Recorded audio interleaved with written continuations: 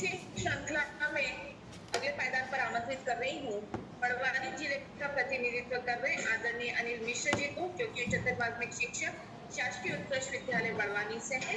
आदरणीय अनिल मिश्र जी, और सबसे आपकी शिक्षक संगोष्ठी में उपस्थित सभी सम्मानित साथियों और शिक्षक साथियों को नमस्कार करता हूं। आज शिक्षक संगोष्ठी का विषय मध्य प्रदेश में नई शिक्षा नीति का क्रियान्वयन पर परिचर्चा है। राष्ट्रीय शिक्षा नीति 2020 के पूर्व 1968 और 1986 में दो राष्ट्रीय शिक्षा नीति पहले आ चुकी है। 1986 34 वर्ष पूर्व 1986 में आई हुई शिक्षा नीति के कारण समाज में भेड़चाल और बच्चों में रटने की आदत हो गई थी। समाज में बच्चों की योग्यता, उनके इंटरेस्ट और समाज की आवश्यकताओं का मेल किए बिना ही एक तरफा बच्चों में होड़ लगी। परिणाम ये हुआ कि इंजीनियर बनने के बाद भी कई छात्रों को तो शिक्षाकर्मी जैसी पद लेना पड़े। नई शिक्षा नीति में रचनात्मक चिंतन और खोजपूर्ण चिंतन को महत्व दिया गया और इसे तैयार किया गया। इस पद्धति में पूर्व से जारी 10-2 के स्थान पर 5-3-3-4 पैटर्न को अपनाया गया। इसमें पहले 5 वर्ष फाउंडेशन के, दूसरे 3 वर्ष तैयारी के, फिर मिडिल के 3 वर्ष और अंत में 4 वर्ष सेकेंडरी एजुकेशन के थे। मैं बात करूंगा पहले 5 वर्षों की। पहले 5 वर्षों में पहले 3 वर्ष प्री प्राइमरी एजुकेशन के। यहाँ बच्चों को खेल खिलाकर स्कूल में घर जैसा माहौल तैयार करके उसे स्कूल से जोड़ने का प्रयास किया जाएगा। चौथा वर्ष पहली कक्षा का व 5वां वर्ष दूसरी कक्षा का होगा। इन 5 वर्षों में किसी भी प्रकार की कोई परीक्षा नहीं होगी। पूरा शिक्षण मातृभाषा में या क्षेत्रीय भाषा में होगा। परिणाम स्वरूप बच्चा सीखने की प्रकृति उसमें बढ़ेगी, वह समझकर आगे बढ़ने का प्रयास करेगा, उसका बेस मजबूत होगा। अगले 3 वर्ष जो तैयारी के हैं, कक्षा 3, 4 और 5 के, इसमें बच्चे को भाषा और गणित का शिक्षण किया जाएगा। साथ ही साथ उसे परीक्षा से भी परिचित कराया जाएगा। ये 3 वर्ष तैयारी के पूर्णतः एक्टिविटी बेस्ड होंगे। अगले 3 वर्ष जो मिडिल सेक्शन के लिए लिए गए हैं, हम उनकी बात करें जो कक्षा 6, 7, 8 को व्यक्त करेंगे। यहाँ बच्चों को कंप्यूटर शिक्षा, व्यावसायिक शिक्षा, स्किल ट्रेनिंग दी जाएगी। क्षेत्र में उपलब्ध उद्योग, लघु उद्योग और कारखानों में बच्चों को ले जाकर उनकी इंटर्नशिप कराने का प्रयास किया जाएगा। हम अंतिम 4 वर्षों की बात करें जिसको सेकेंडरी एजुकेशन का नाम दिया गया है। 9वीं, 10वीं, 11वीं, 12वीं, यहाँ छात्र अपनी स्वेच्छा से विषय चुन सकेगा। उसे यहाँ पर किसी एक विदेशी भाषा का भी अध्ययन करना होगा। चाइनीज भाषा को छोड़कर वह कोई भी विदेशी भाषा चुन सकता है। 9वीं से 12वीं तक परीक्षा में 2 सेमेस्टर होंगे और रिपोर्ट कार्ड त्रिस्तरीय होगा।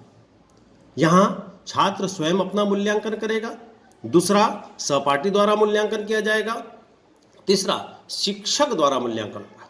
छात्र जब स्वयं अपना मूल्यांकन करेंगे तो ये आदत उसे जीवन पर्यंत अपने कार्यों का मूल्यांकन करने की प्रेरणा देगा। क्योंकि सहपाठी भी मूल्यांकन करेगा तो छात्र में सद्भाव के भाव बढ़ेंगे और यह सद्भाव समाज में आने वाले समय में दिखाई देगा। नई शिक्षा नीति में उच्च शिक्षा के लिए भी व्यवस्था की गई है। यहाँ मल्टीपल एंट्री और मल्टीपल एग्जिट व्यवस्था की गई है। हमारे मध्य प्रदेश में बहुतायत देखा गया कि कई छात्र पूरी तरह से ग्रेजुएशन कंप्लीट नहीं कर पाते थे। ऐसी स्थिति में पारिवारिक, सामाजिक या आर्थिक कारणों से जब किसी का शिक्षण छूट जाएगा तो वो खाली हाथ न होते हुए यदि वो 1 वर्ष पूर्ण करेगा तो उसे ग्रेजुएशन सर्टिफिकेट, 2 वर्ष पूर्ण करने पर उसे ग्रेजुएशन डिप्लोमा और 3 वर्ष पूर्ण करने पर उसे ग्रेजुएशन डिग्री प्रदान की जाएगी।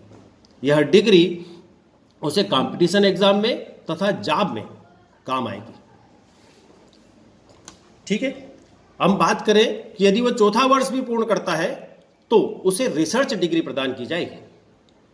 इसी प्रकार पोस्ट ग्रेजुएशन 1 वर्ष या 2 वर्ष का होगा।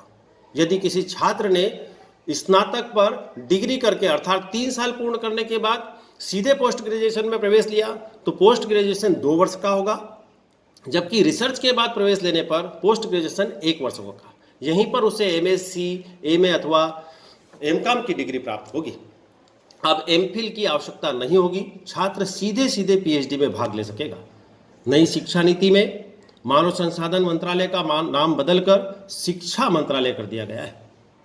जीडीपी का 4% से बढ़ाकर अब 6% शिक्षा पर खर्च होगा। मध्य प्रदेश में शिक्षा की बात करें, इस नई नीति को लागू करने की बात करें तो नीति को लागू करने के लिए रणनीति बनाना होगा। रणनीति को लागू करने के लिए रोड मैप बनाना पड़ेगा। रोड मैप को टाइमलाइन से जोड़ना पड़ेगा और टाइमलाइन से हमारे सोर्स और मानव सोर्स को जोड़ना पड़ेगा। केवल आदेश देने मात्र से कोई नीति सफल नहीं हो जा सकती। हम शिक्षकों को इसे लागू करने के लिए मन बनाना होगा। एनसीईआरटी के सिलेबस को हमारे क्षेत्रीय भाषाओं में कन्वर्ट करके छात्रों तक ज्ञान पहुंचाने का प्रयास करना होगा। हमारे मुख्यमंत्री के अनुसार नई शिक्षा नीति के अंतर्गत मध्य प्रदेश में व्यावसायिक शिक्षा और कौशल विकास को अधिक महत्व दिया जाएगा। नई शिक्षा में संगीत, नृत्य, कौशल विकास को ज़्यादा इंपॉर्टेंस दिया जाएगा और विषय के रूप में लिया जाएगा। ग्रामीण क्षेत्रों में क्लस्टर बनाकर उन्नत और विकसित स्कूल तैयार किए जाएंगे। प्रमुख सचिव के द्वारा, हमारे शिक्षा के प्रमुख सचिव के द्वारा बताया गया कि लगभग 10,000 उन्नत स्कूल तैयार किए जाएंगे। बच्चों को कंप्यूटर प्रदान किया जाएगा, जिसके लिए लगभग 40 करोड़ रुपए राशि तय कर दी गई है। 328 नवीन शालाओं का निर्माण आरंभ हो चुका है। ये बात सच है कि नई शिक्षा की नीति की सफलता में सबसे ज़्यादा जिम्मेदारी हम शिक्षकों की होगी और इसलिए शिक्षकों की नई शिक्षा नीति के अनुसार ट्रेनिंग भी आवश्यक है, जिसे सीएम राइस के माध्यम से आरंभ कर दिया गया है। लगभग 3.5 लाख शिक्षकों ने 15 लाख कोर्स पूर्ण कर लिए। इसी प्रकार लगभग 20 लाख घंटों का प्रशिक्षण पूर्ण कर दिया गया है।